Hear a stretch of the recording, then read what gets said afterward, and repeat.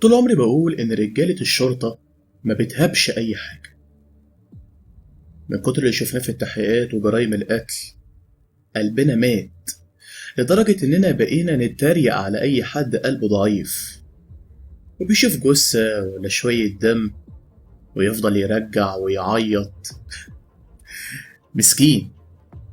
المجال ده مش القلب الرهيف اللي بيخاف يروح يقعد جنب أمه في البيت، وعلشان كده أنا هروح أقعد جنبها. ليه؟ لأن الأول مرة أضعف. عمري ما تخيلت إن أنا أوصل للمرحلة دي. عمري ما تخيلت إن الموت هيأثر فيا بالشكل ده.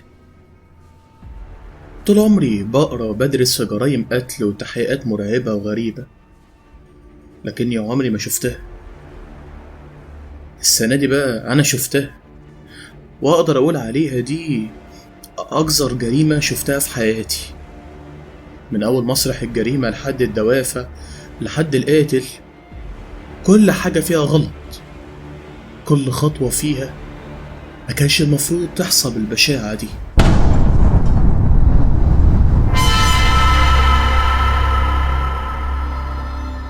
يا مساء الفل والسعادة والجمال على كل الناس اللي سامعاني دلوقتي. أنا أحمد عبد الكريم، والنهاردة معادنا مع قصة جديدة.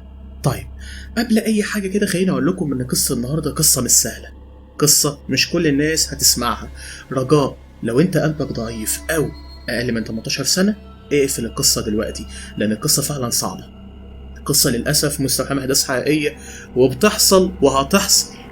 ركزوا معايا عشان تفهموا المصايب اللي بتحصل من ورانا.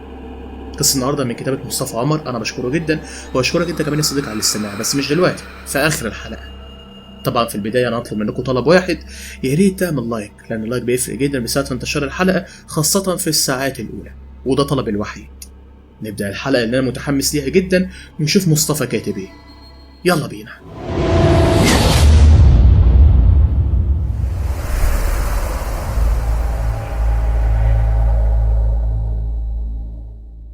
أنا اسمي أحمد سمير، نقيب مباحث، وعمري 33 سنة.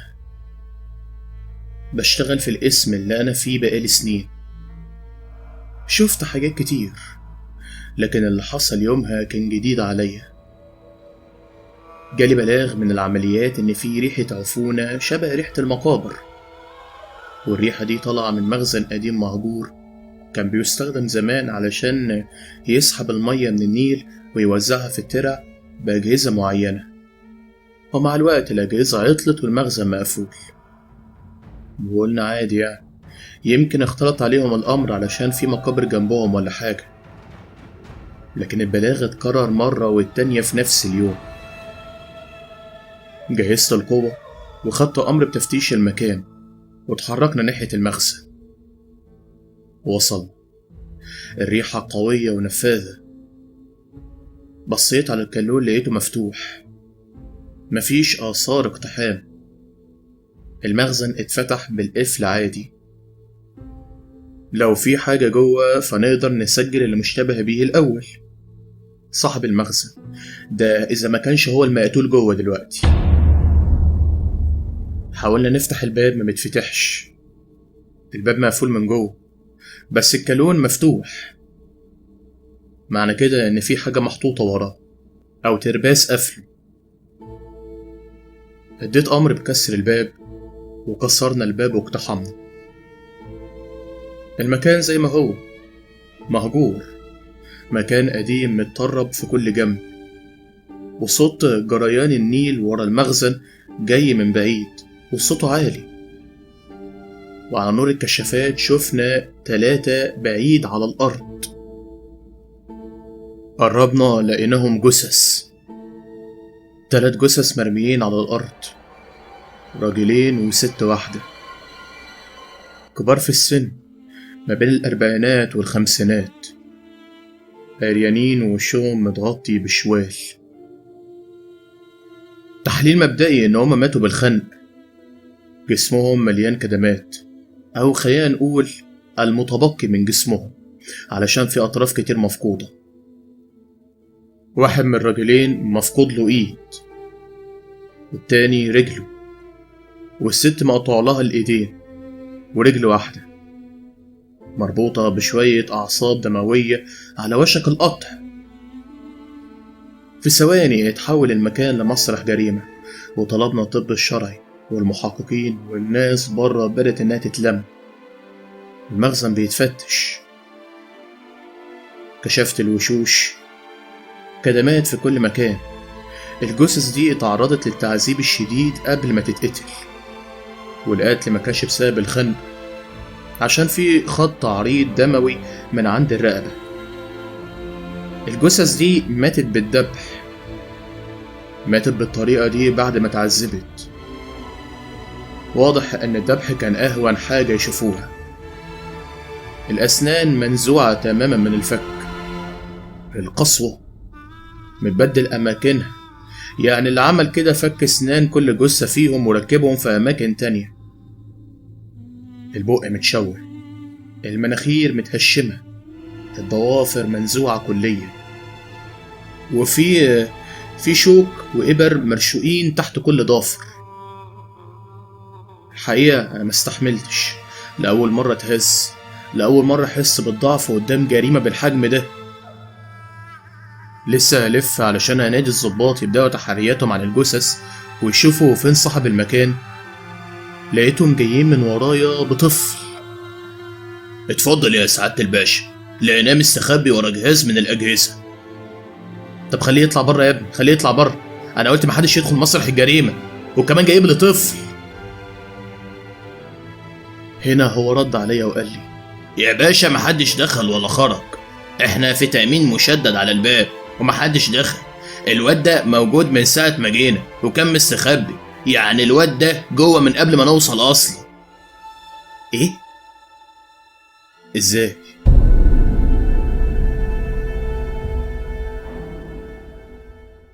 بيني وبين نفسي فرحت، ده خيط مهم جدا. الواد ده شاهد مهم قوي على اللي حصل هنا. تعالى حبيبي، تعالى قول لي ايه اللي جابك هنا، احكي لي ايه اللي حصل. فضل يترعش ومبيردش عليا. بعت جبت له ميه وعصير وسبته لحد لما يهدى ورجعت له تاني. ما تخافش من حاجه، قول لي اسمك ايه؟ انا عم احمد سمير. انت اسمك ايه وعندك كام سنه؟ انا اسمي انس، في 5 ابتدائي. حلو يا انس، احكي لي يا حبيبي بتعمل ايه هنا، ومين اللي عمل كده في الناس دول؟ الطفل فضل يتلفت كتير حوالين نفسه كأنه بيفتكر كل اللي حصل، وبصلي وقال لي: أنا عايش في الشارع، والله عايش في الشارع، والله العظيم عايش في الشارع. قطعته وحاولت أهديه تاني، وأكدت عليه إن هو ما يحلفش ويتوتر، أنا كده مصدقه، أنا عاوزه بس يحكي كل حاجة. أنا عايش في الشارع وفي واحد جه خطفني. لا مش واحد، هما 3 خطفوني واغمى علي. صحيت لقيتني هنا ومعايا ناس كتير جدا، كان في واحد فضل يقتل في الناس واحد ورا التاني، وفي 2 قدروا ان هما يهربوا، واللي قتل جري وراه. وقتها استخبيت بسرعة، ولما فتحت الباب وطلعت بره لقيته بيدور عليهم، فاستخبيت جوه تاني. أدلة جديدة وخيوط عمالة بتظهر. قاتل ومجموعة خطفوه، يعني دول عصابة. مفيش تسلسل واضح، الأعمار مختلفة، طفل و3 كبار وراجل وست. أكيد في خيط بيجمع الناس دول ببعض. وقصة أنس فيها حاجات مش واضحة، لكني مش هتعبه، ده طفل واللي شافه مش قليل برضه. طب قولي يا أنس، مين اللي قفل الباب؟ إزاي اتقفل ومفيش حد غيرك؟ أنا يا عمو اللي قفلته. خفت حد يرجع ويقتلني، لقيت ترباس، رحت قافل الباب من جوه ومستخبي. سبته ومشيت، مرضتش أضغط عليه أكتر من كده، وأمرت اللي معايا إنهم يتحفظوا عليه لحد الاسم. ونبدأ بقى ننزل إعلانات عن طفل تايه أو نشوفه إذا كان تبع اسم معين ونرجعهوله. كفاية عليا شهادته اللي فتحت خيوط جديدة. وكان آخر سؤال سألتهوله عن إذا كان يعرف حد من اللي عمل كده، وقال لي إن هو لمح واحد يعرفه كويس بحكم إن هو عايش في شوارع المنطقة هنا. لمح عم عرفة صاحب المخزن ده، عم عرفة المشتبه به الأول والأساسي. وقبل ما نخلي المكان وناخد الجثث، لقينا في زاوية في المخزن كاميرا احترافية من بتوع السيما، متسلطة كده على استاند تجاه مكان معين مليان دم، كأن الكاميرا مقصود تكون هنا. وفضلت أدعي ربنا اللي أنا عاوزه ألاقيه، ولقيته. الكاميرا مصورة فيديوهات ولسه يعني متسابة في الذاكرة. خدنا الأحراس كلها وأخلينا المكان ورجعنا للقسم. القوات قدرت إنها توصل لعم عرفة وجابته من قلب بيته، ولكن قبل ما أحقق معاه كان لازم أشوف الفيديوهات الأول. لازم أكون عارف أنا هحقق مع مين، خصمي هيكون عامل إزاي، وخطورته إيه. لازم دليل يخليه يقع في إيديا متلبس ويعترف من قبل حتى ما أعرض عليه الدليل ده. وبدأت أتفرج. الدليل برغم قسوته ما يدينش أبدا عم عرفة ولا يدين أي حد، ده يدين الجثث نفسه. أيوه، يدين الجثث نفسه. القاتل هو المقتول. الفيديو اتفتح وواحد من المقتولين بيرجع خطوة لورا، ففهمت إن هو شغل الكاميرا بنفسه، وبدأ يتكلم بصوت مهزوز والدموع غلب عينيه.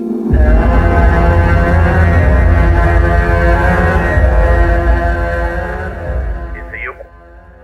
النهارده هنقدم لكم عرض جميل هيعجبكم واتمنى تشترونا.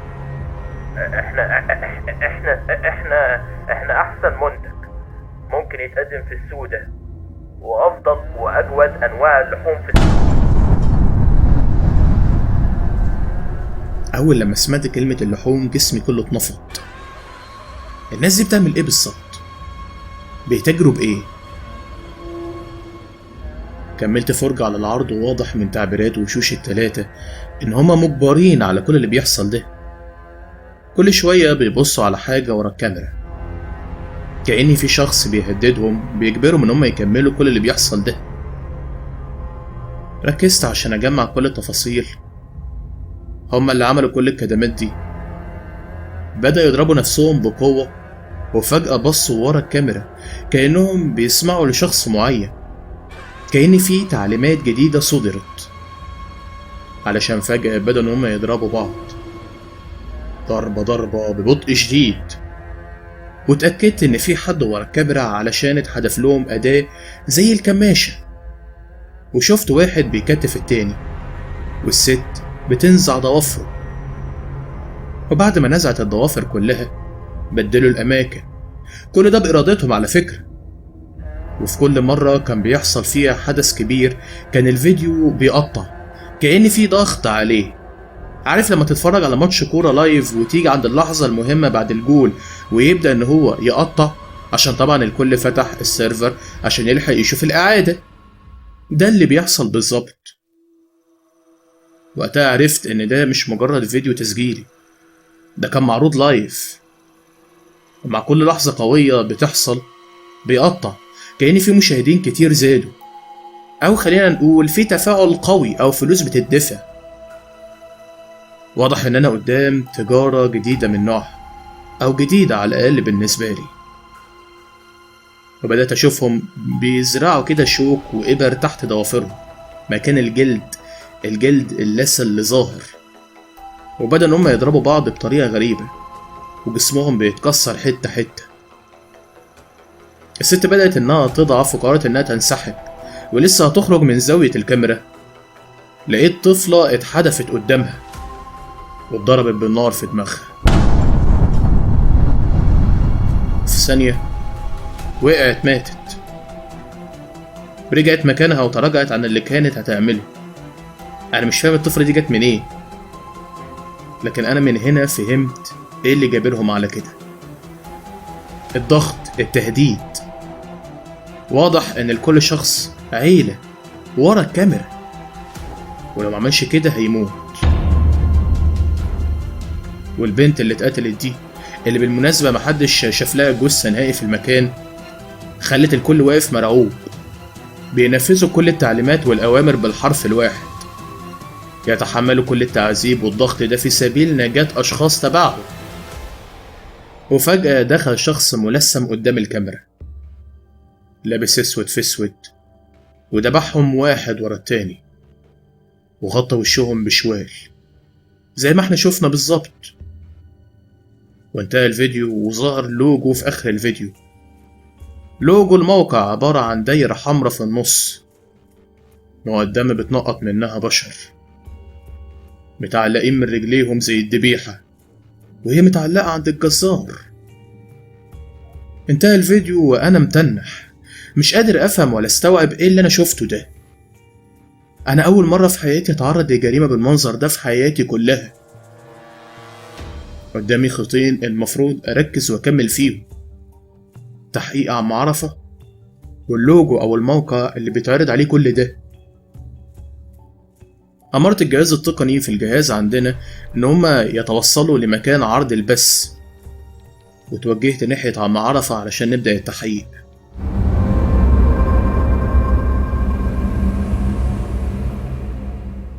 كده عم عرفة تقتل 3 من غير يعني ما تداري جثثهم؟ ينفع برضه يا راجل؟ ده انت اذكى من كده بكتير. يا بيه والله ما قتلت ولا عملت اي حاجة، والله انا غلبان وماشي جنب الحيط وجوه الحيط ومعرفش اي حاجة على اللي انت بتقوله ده. ازاي بس؟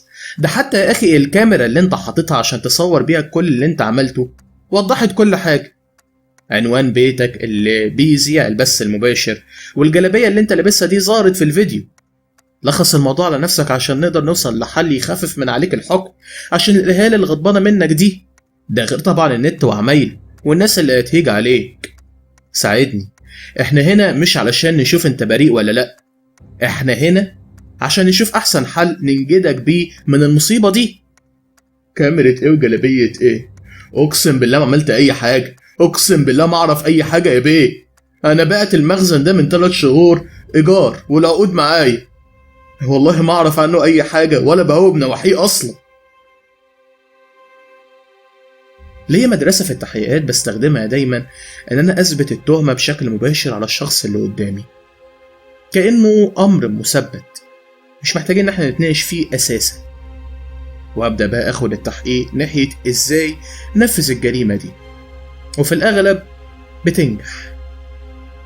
لكن مع عم عرفة الموضوع مختلف تماما، معرفتش اوصل معاه للنقطة دي، وده معناه ان هو بريء، ودي مشكلة كبيرة على فكرة، عشان القاتل لسه حر طليق واحنا هنا عمالين نلف حوالين نفسنا. ازاي يا عم عرفة؟ مين ده اللي خد منك المخزن؟ احكيلي. جبريل عطله. جبريل اشترى مني الشقة، ده ساكن في المنطقة عندنا، جارنا يعني. كان بيكلمني من مدة على المخزن وشقة كمان، وكان عاوز يشتريهم مني، وكل لما اكلمه نوصل لاتفاق يقول لي هاخد رأي المدام وارجع لك. وعدى شهور لحد لما اكد عليا ان هو خلاص هيشتري، وقعدنا ومضينا العقد، والراجل كان بيدفع وزيادة. هو ده شككني فيه شوية والله، بس ما تخيلتش ان الامور هتوصل لكده. وكان موصيني ومأكد عليا ان محدش ليه دخل بالشقة ولا المخزن طول السنة اللي هو مأجرها دي. سنة واحدة؟ وده ما خلاكش تشك في اي حاجة؟ والله يا بيه انا ماليش ذنب. كلمني على سنة واحدة ويدفع قصادهم مبلغ كبير جدا، كان بيجيلي هو والمدام والمحامي بتاعهم ومع المبلغ الكبير اللي اتعرض عليا، وكده كده يعني الحاجة دي كانت مهجورة وانا كنت مزنوق ومعلقاش طلب بصراحة، وقلت وماله. والله يا بيه ما بكدب عليك، والعقود معايا في البيت، وابعت حد معايا يجيبهم لك ويجي على طول، وهتلاقيها كمان متوثقة كمان في الشهر العقاري. والله يا بيه ما بكدب عليك. كاميرا ايه وقتل ايه؟ انا عملتش اي حاجة.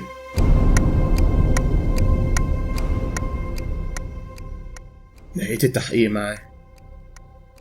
الراجل ده صادق على فكرة، جبريل عطله ده لازم يتجاب، حي أو ميت.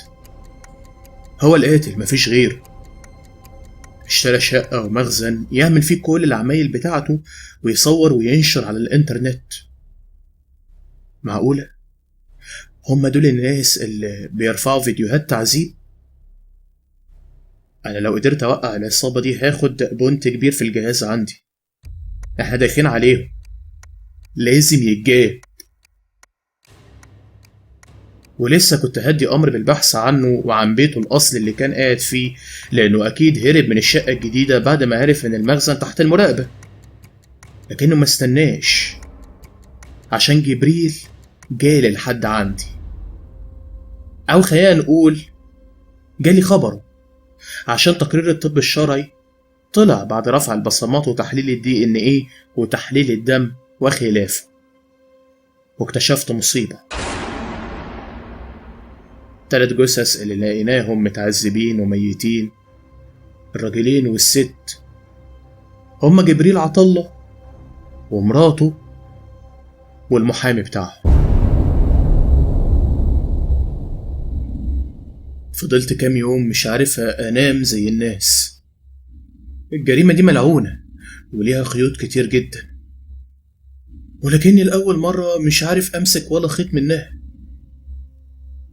الليلة اللي اكتشفنا فيها الكارثة كانت كبيرة، والجثث كانت البداية، ومن خلال المصيبة دي اكتشفت عالم جديد خفي لأول مرة بتعرف عليه.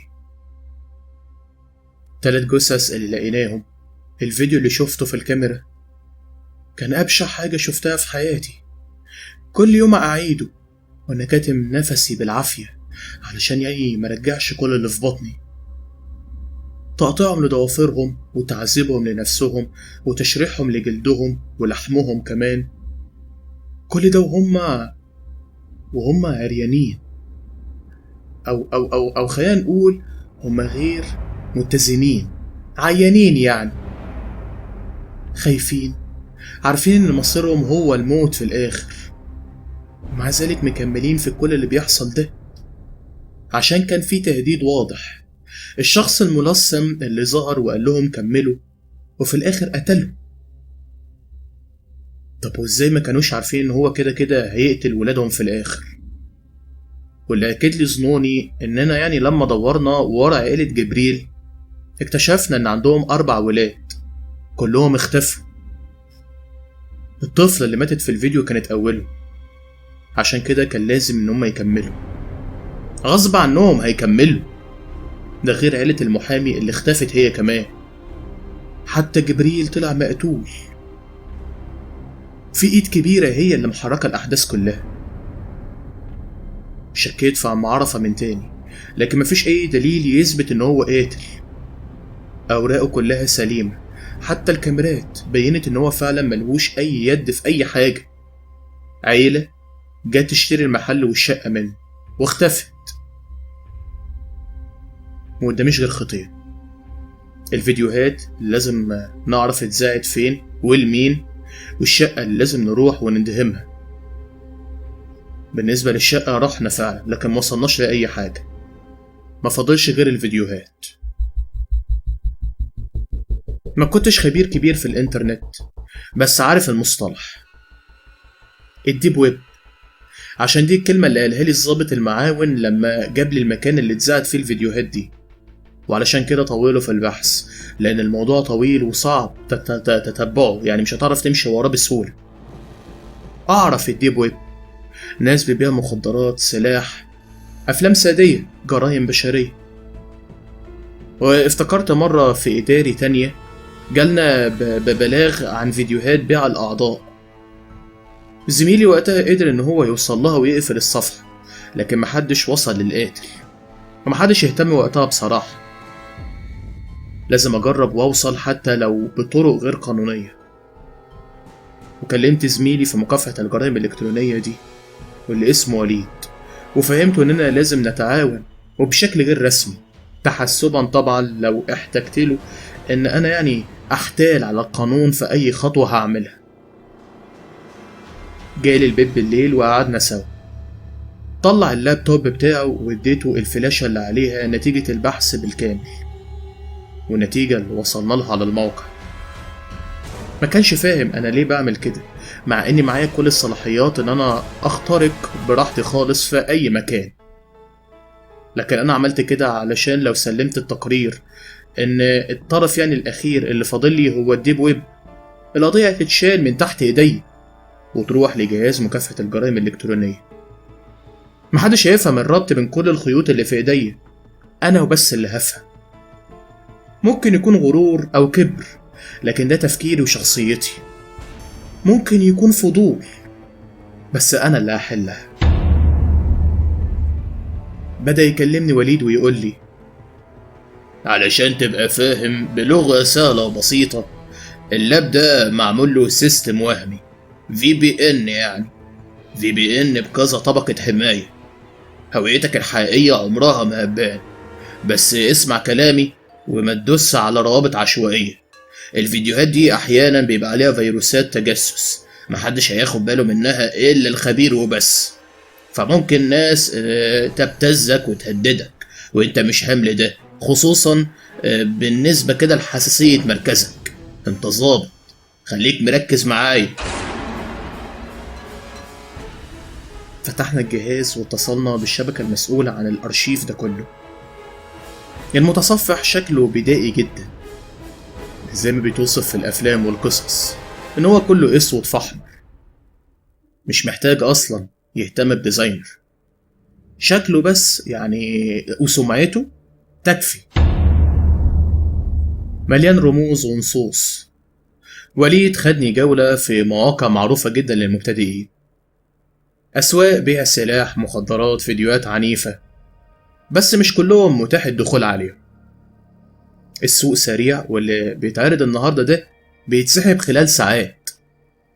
ولكن بما إننا معانا شوية إحداثيات عن مكان البث، قدرنا نوصل للفيديو المعروض. دخل وليد على المنصة اللي عرضاه، وحاولنا نتتبع المكان اللي بيتم بث منه باقي الفيديوهات. وهو حذرني، قال لي إننا من أول اللحظة دي إحنا بنعمل حاجة غير شرعية، بنكسر جدار الأمان الخاص بينا إحنا، وهياخدوا بالهم إن في دخيل بيدور وراهم. عملية كسر الجدار خدت مدة، وفي الوقت ده بدأنا نتفرج على الفيديوهات اللي كانت معروضة والمنصة اللي بتعرض الخدمات دي كلها. ووصلت لتصنيف أو كاتيجوري معين، لقيت فيه فيديوهات كتير جدا دموية. فتحناها وقلبنا فيها شوية، وجسمي فضل إن هو يترعش مع كل صورة والتانية. وليد اتصدم وقال لي: دول بيبيعوا فيديوهات حقيقية مش تمثيل، بيدفع فيها ملايين. المحتوى الحقيقي هنا جذاب جدا وليه شعبيته. وصلنا للفيديو اللي كان معروض لي قبل كده، أو خلينا نقول فيديو تاني يخصهم وهم عايشين.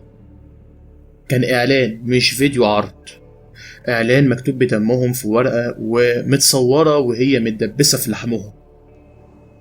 إعلان عن مزاد، أكتر شخص يدفع هو اللي هيختار يتعذبه إزاي، وبأنه طريقة، وفي أنه وضعية، وبأنه أداة. تجارة كاملة. وفي كل مرة كده يتعرض مزاد، ولما يجي المشتري يتعرض له فيديو الموت، يشتري، يختار. والمرة دي بقى حب المشتري إن هو يتجنن، يخليهم هم اللي يموتوا نفسهم. اللي مستغرب له إن الناس دي اشترت مكان موتها بإيديها.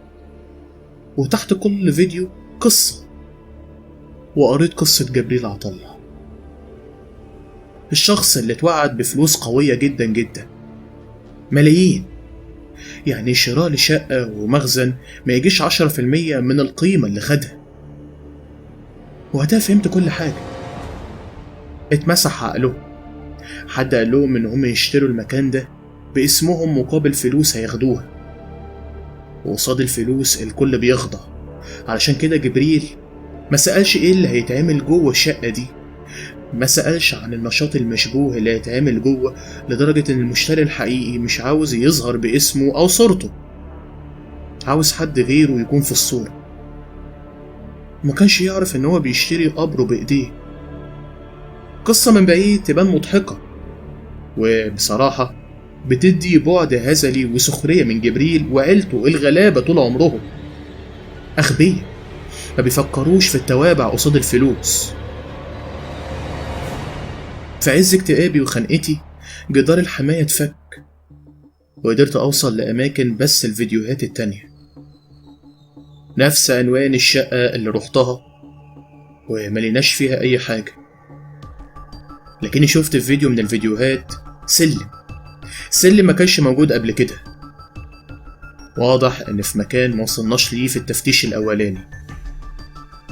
وما ضيعتش وقت، رجعت الشقة دي بعد تحقيقات وجري. كل الخيوط كانت بتشدني تاني للمكان ده. الفيديو اللي فرغته من الموقع على الديب ويب كان باين فيه نفس البلاط، نفس الحيطة المتوسخة من أولها لآخرها واللي متشرخة كمان. وأكتر حاجة علمتني كانت صورة السلم اللي باين في الكادر. لحظة ما الملثم دخل، سلم صغير كان باين من بعيد، وأنا وقت التفتيش الأولاني ما خدتش بالي منه خالص، أو خلينا نقول هو ما كانش موجود من الأساس، لكن المكان هو المكان. المرة دي خدت معايا 2 من المباحث وقلت لهم ما نسيبش طوبة على طوبة، فاهمين؟ قعدنا نقلب الشقة ولقينا الدولاب اللي في ركن الأوضة ملزوق في الحيطة، ولما شدناه طلع السلم تحتيه نازل تحت الأرض. ريحة عطن ودم طلعلنا من تحت. الشقة كانت في الدور الأول، وواضح إن اللي أجر أخد أوضة الدور الأرضي بتاعة البواب حتى لو سرقة. هنا العسكري قال لي يا باشا دي كانت مستخبية علينا، مش شايفينها أصلا. رديت عليه وقلت له هي دي الأوضة اللي كانوا بيصوروا فيها، جهنم. نزلت قدامهم بالكشاف وكنت سامع نفسي بيتقل، القلب بيدق بسرعة، بس لازم أنزل.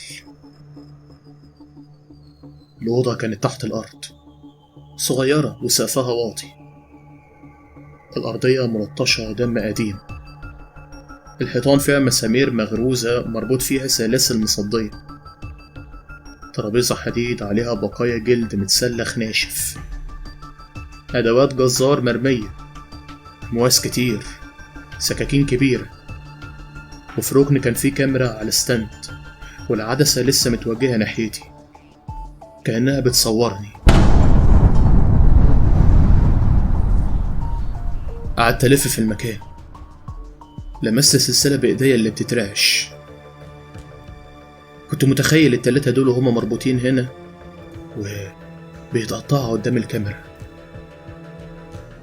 عسكري كان بيترعش وقال لي يا باشا المكان ده شيطاني. بصيت حواليا لقيت شنطة قديمة، فتحتها برجليا بالعافية، فيها شرايط تانية، أكتر من 5-6 شرايط. واضح إن القاتل معتمد على أسلوب قديم، بيسجل جرايمه على شرايط فيديو مكتوب عليهم أرقام، أدلة على جرايم تانية، كل واحدة ممكن تبقى جريمة كاملة. قلت لهم نجمعهم، ما نسيبش أي حاجة، هنقفل المكان ده ونختمه بختم النيابة، المكان ده اتولد عشان يتقفل.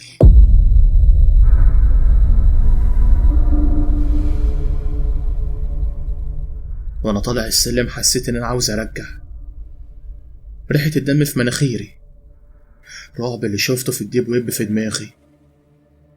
انا ظابط مباحث، بس عمري ما حسيت ان انا عاوز اهرب من مسرح جريمة زي دي، جريمة صعبة. اول لما طلع العساكر بصيت نظرة اخيرة للأوضة، ولسه هلف علشان اطلع لقيت صوت طلقتين اتضربوا. العساكر اتقلبوا ووقعوا لورا عليا، ملحقتش اتفاداهم، وقعنا كلنا للأوضة اللي تحت. حاولت اقوم بسرعة واجري ورا اللي عمل كده، لكن باب الشقة اتقفل.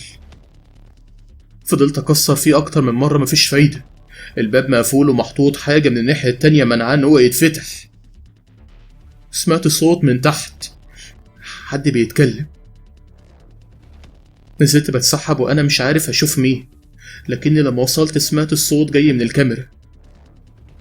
الكاميرا شغالة وبتسجل، ومن الناحية التانية في الفيديو شايف خانة فيها عيلتي كلهم، مراتي وولادي الاتنين متكتفين ومتربطين في بعض. مسكت الكاميرا بعصبية كأن الكاميرا دي حبساهم جواها بجد، وظهر صوت الشخص اللي بيتكلم قاعد وراهم وجنبيه عيل صغير.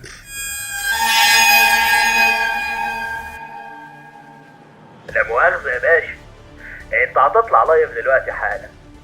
الفيديو ده مطلوب بالاسم، ده اعلى فيديو اتدفع فيه فلوس. عارف يعني ايه هتعذب ظابط بالميري والظابط اللي ماسك القضية كمان؟ رجالتي قاموا بالواجب وظبطوا كل حاجة. واحد على بابك قتل العساكر وحبسك، التاني سهل لك اختراق الموقع بتاعنا علشان نعرف نجرجرك وبالقانون. ايوه وليد تبعنا، كلهم بايعين روحهم، واهمهم بقى الولد ده انس الجميل، انس ابني يا باشا. ايوه هو اللي لقيته محبوس في المخزن، اللي جاب لي قرار كل خطوة حصلت في الاسم ومين ماسك القضية. ما انت عبيط برضه يا باشا، حد يصدق عيل صغير؟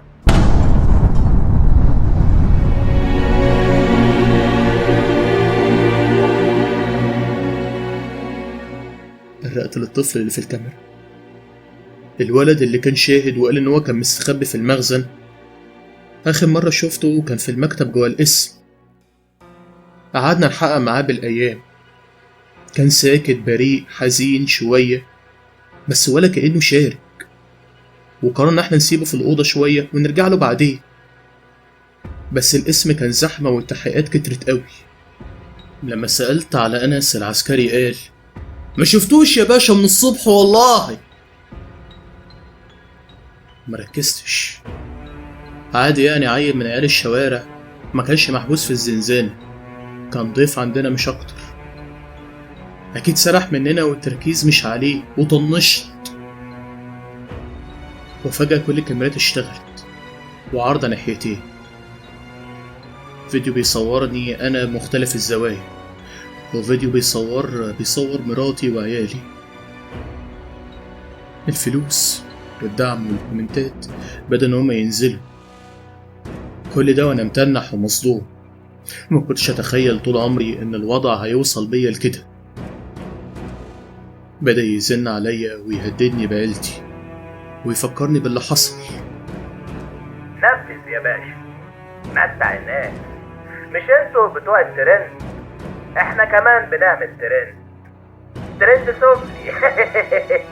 نفذ يا باشا بدل ما انت عارف ايه اللي هيحصل لعيلتك، واظن انت شفت بعينك كل حاجة. بصيت حواليا، المسامير والأمواس والترابيزة، المجزرة دي متجهزة ليا أنا وبس. هات هدومي زي ما طلبوا وأنا بعيط، خايف على عيلتي واللي ذرة جوايا حزين عليهم، مرعوب لكني هنفذ. حاضر هنفذ. قلعت هدومي وبدأت أشوف طلباتهم. الطلب الأول، جريت بعزم ما فيا وخبطت بظهري في المسامير، صرخت. مع صريخي سمعت صريخ ولادي عليا، عيطت بحرقة، ذل، سحبت جسمي ولحمي بيتقطع في الحيطة، وقريتهم ظهري، شرايط دم عمالة تنزل. الطلب التاني، عشقت موس تحت كل ضافر وفي خدي ورقبتي، وشقيت شفايفي بتنزف وأعصابي بدأت إنها تنهار. الطلب التالت والرابع والخامس، دمي كله بيتصفى لكني عايش. في النهاية الذل الأخير، قتلهم من غير حتى أي مقدمة. من غير أي تمهيد. قتله. وقتها كمية تفاعل جبارة انتشرت في اللايف، فلوس كتير اتحولت، حتى حسابي البنكي لقيت فلوس بتتحول عليه. جمهور اتبسط، الجمهور اتكيف. مش مكفيهم تعذيب الجسدي، هما كمان عذبوني نفسيا. بعد ما يتعذب كل ده خلوه يتعذب من حرقته عليهم. ده كان تفكيره. وفجأة اللايف اتقفل ومعاه حياتي كلها انتهت.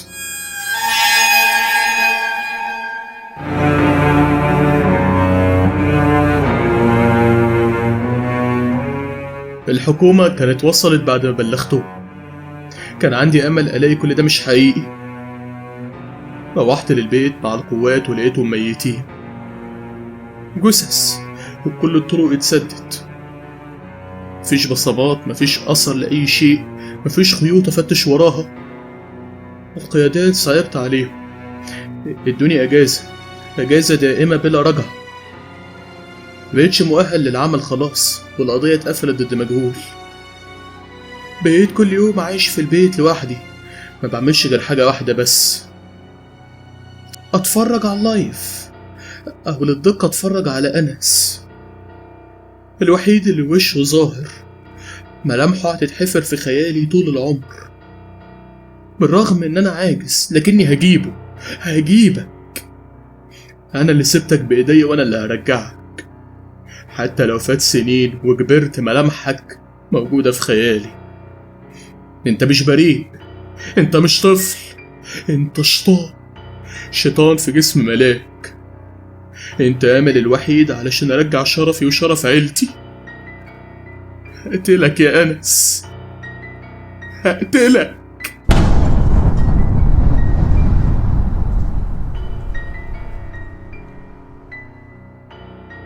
وبكده كنت قاعد حلقة النهارده وقصة النهارده. بشكر جدا مصطفى عمر على كتابة الحلقة دي، وبرضه بشكرك انت كمان يا صديقي على الاستماع. لو حضرتك لسه جديد في القناة يا ريت تعملوا سبسكرايب وتفعلوا زر الجرس عشان يوصلكم كل جديد. يا ريت تعملوا لايك وكومنت لان فعلا بتفرق معانا جدا وبتعرف فين الصح وفين الغلط. شكرا جزيلا ليكم، كان معكم احمد عبد الكريم. تصبحوا على خير.